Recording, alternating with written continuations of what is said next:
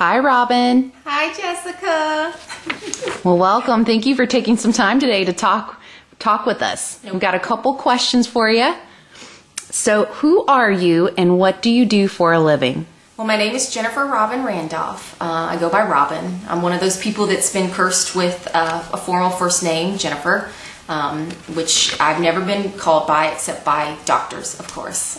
And I'm a business analyst with the U.S. Navy.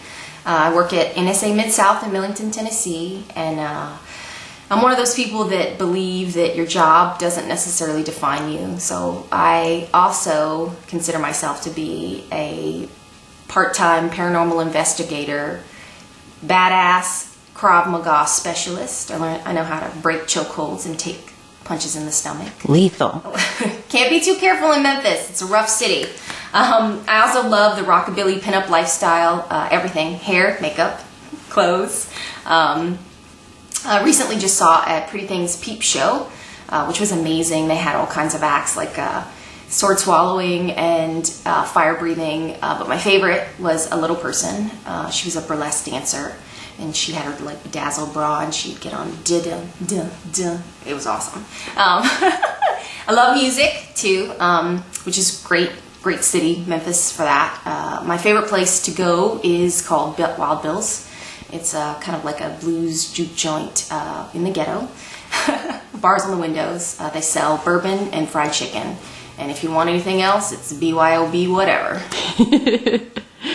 Well, very cool. Well, what about your experience with paranormal investigations?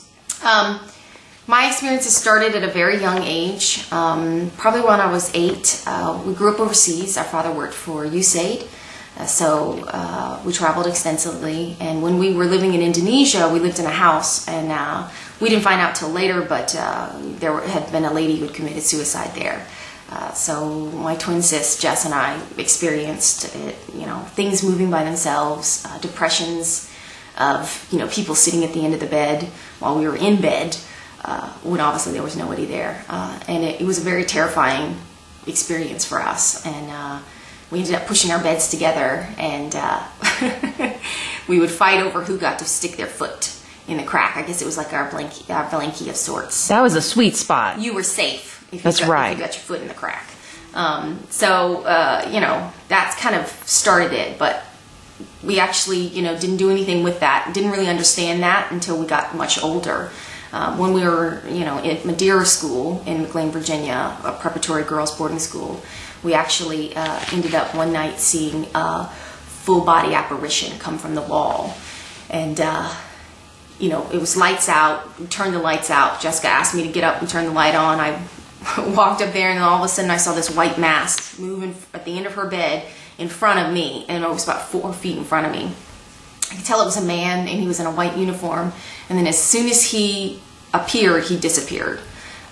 That's really when it solidified it for me. And then we started doing some research and found out that the Madeira School, which was on the Potomac, used to be a port of sorts. So, then from there we started doing some informal investigating, cemeteries and stuff such like that, and ended up forming a group, Tennessee Research Association of the Paranormal, in 2006, and with our brother, twin sis and brother, and we've investigated the Limp Mansion, Crescent Moon Hotel, Stanley, Waverly Hills, Tennessee Brewery. There's quite a few, large list. And we've caught all kinds of things, shadow people at Waverly Hills, EVPs. I caught a great EVP actually while I was on a TAPS weekend convention at the Stanley Hotel. I was in a bathroom by myself and asked if somebody wanted to communicate with me. And a few seconds later you hear a yes, which was amazing. So, well, very cool. So would you say you're a skeptic or a believer? Both. Believer because I know the paranormal exists. I've seen many things that can't be explained, and a skeptic in the sense that I don't think every bump and noise is paranormal. I want it to be substantiated. I want it to be for real. So what kinds of skills would you bring to this team? I'm definitely a team player. I'm dedicated to my work. I'm hardworking. I'm willing to do anything to get a case done. Open to new experiences. intuition. So what type of role would suit you best? A researcher, interviewer, investigator, tech specialist, or case manager? I think I could fill any of those roles. I can put on any hat, so to speak. I think I used that one correctly. You did. So, but I really think investigator, of course, because I love good old-fashioned ghost hunting. A researcher, I love to find out the history behind a place. And interviewer, I love people, and I love to hear their stories. So those would be my top 3. So what kind of person are you usually in a group? Are you a leader, a peacekeeper, a follower, jokester, a caretaker? I'd say I'm a leader, just because I have a go-getter attitude, and when nobody else wants to do something, I jump in and volunteer. But I can also be a follower. I take direction well. I am definitely a jokester. I learned everything from my older brother, and he basically taught me how to put things like sugar in the bed. He also, one time put gunpowder in my grandfather's cigarettes to try to convince him to stop smoking. So, my favorite thing about that is basically that moment, that few seconds before they realize that this is a prank, this isn't real, and then everybody busts into laughter, and the gig is up. So. It's actually the jig is up, but that's okay. Oh. Didn't grow up with American slang, but I'm bound and determined to use it at every opportunity, so I use it incorrectly a lot. You come up with your own terms. It's Robyn slang. Robyn slang. Yeah. And then organizer, I'm not OCD, but I like things to be organized. It's easier. Life is so chaotic. Why make it more chaotic? So how would your friends describe you? They would describe me as quirky, fun, the ability to create fun. A lot of them say that I could be in a dark room by myself and, be cackling and laughing and having fun. Mm-hmm. Not in the crazy way, though. No.